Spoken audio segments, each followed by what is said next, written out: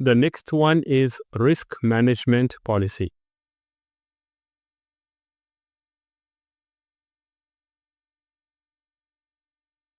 So we have confidentiality statement here, the table of contents. And there you go, the objective. So this is only for information security related risk.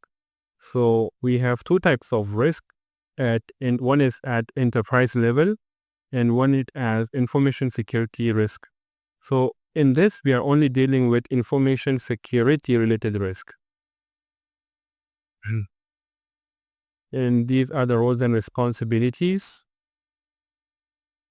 The scope is applied for all employees, management company owners, and third parties. Risk management process. Now we have standard here. A formal risk assessment should be performed at least once in a year or upon any significant changes to company environment. Example, if there is any acquisition, merger, or relocation, etc. These are some of the guidelines. So we have a formal risk management program. And this is risk management flow. So first step here, we have risk identification, risk analysis, risk reporting, and then risk treatment or risk mitigation, and at the end, risk monitoring and risk review. So first we identify the risk. This comes from various risk sources. Then we work on the risk, analyze it, then document the risk details. And once risk is applicable, we apply security controls to mitigate the risk. And after applying the security control, we have residual risk, and we have to monitor the current risk as well as residual risk both. So this is the risk assessment flow. So we have here 1, 2, 3. We have total 3 blocks. The first is risk assessment, then risk treatment or risk mitigation, then risk monitoring and review. And under risk assessment, we have risk identification, risk analysis, and risk reporting. So the risk identification, we have security audits.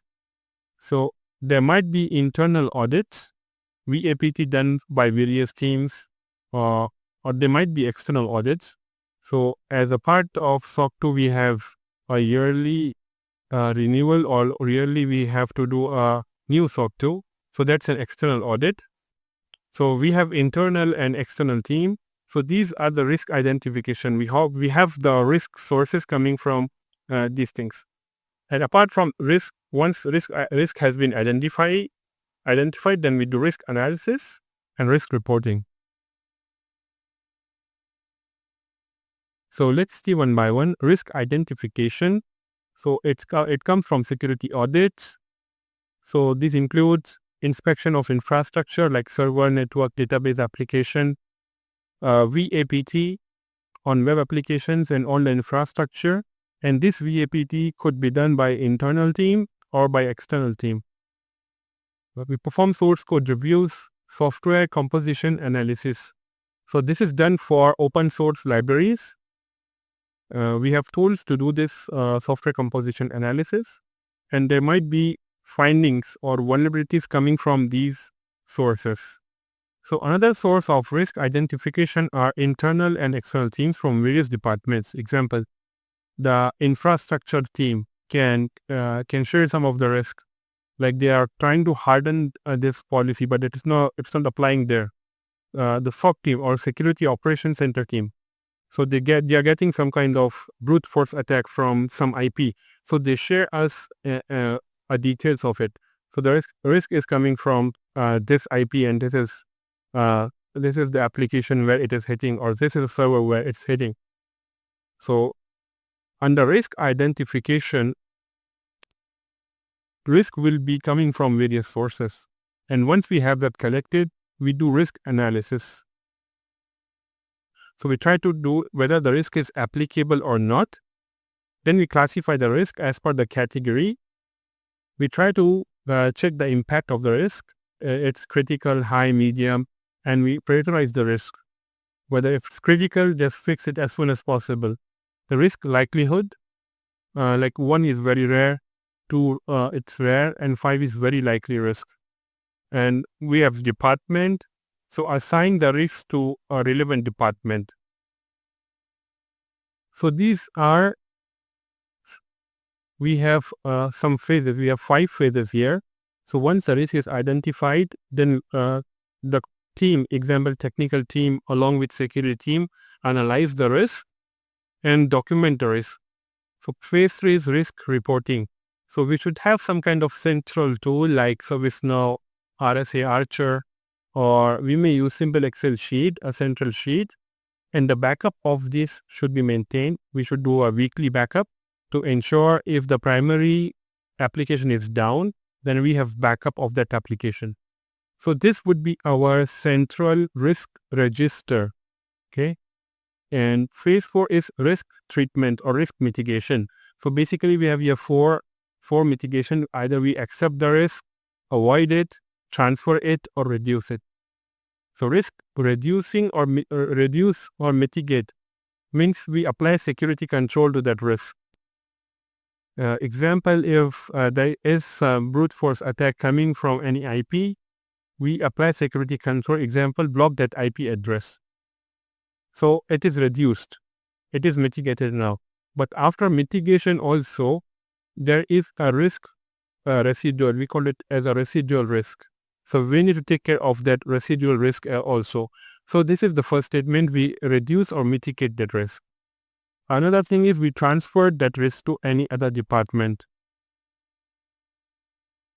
So example, we purchase information security insurance. So either we can transfer it fully to other vendor, or it may be shared with another party. So we transfer that risk. Avoid, it simply means we eliminate that route. Like example, if there is a risk of that project, so we don't terminate the project, we don't go with that project.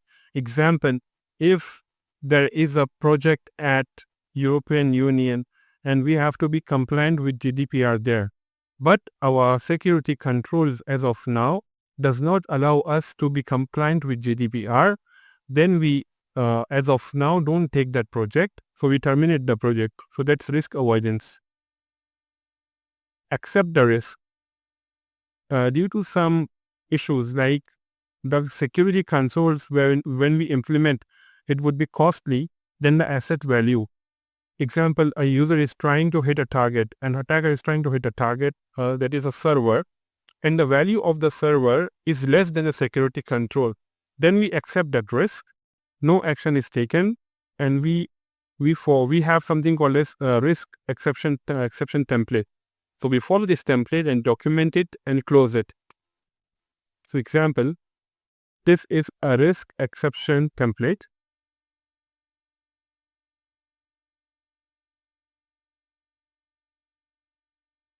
And here we have the process overview, how we can use this template. This is a standard template. We have a risk exception number. Risk exception IK some URL. So we are centrally tracking all the risks at some location. So you need to put the URL here. Applicant who is applying for that risk, its employee email address and employee name. System application or service. Example, if attacker is hitting a web server or web application, then we need to put that application name here. What is the risk score out of 25? So let's say it's a 10, it's a medium risk. So we will see how we are giving this number, meanwhile, okay. Business criticality of the system. So it's critical, high, medium, or low. So this web application, what is the criticality of this web application if it goes down? So if it's critical, high, medium, or low. A reason to request the risk exception, business justification, what are the mitigations, and someone from the team should approve this risk. And it should have a timeline. Okay, this risk is approved for 1 year or for 6 months. So this is the valid timeline. So this is a sample risk exception template. Now coming back to risk management process. We have risk monitoring and review. So once a risk is controlled or mitigated, then we have a residual risk remaining as well as a current risk. So we monitor it and track it. Example, if we have a risk recorded and we have mitigated it today, then we try to look at, okay, after 1 week or 1 month, what is the status of the risk? Is it still there or it's still mitigated? And we try to update it. So we continuously monitor this risk. Apart from these 5 phases, we have something called as risk communication and consultation flow.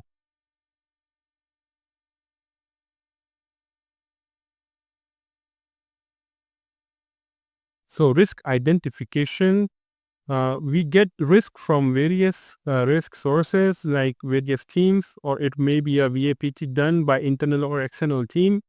So security team would be responsible for managing all risk identified by various sources, and initial level reporting is made for tracking of the risk. So security team would be tracking this risk. Then risk analysis with the help of IT team, with the help of project teams, security team will analyze the risk and a detailed risk reporting is done.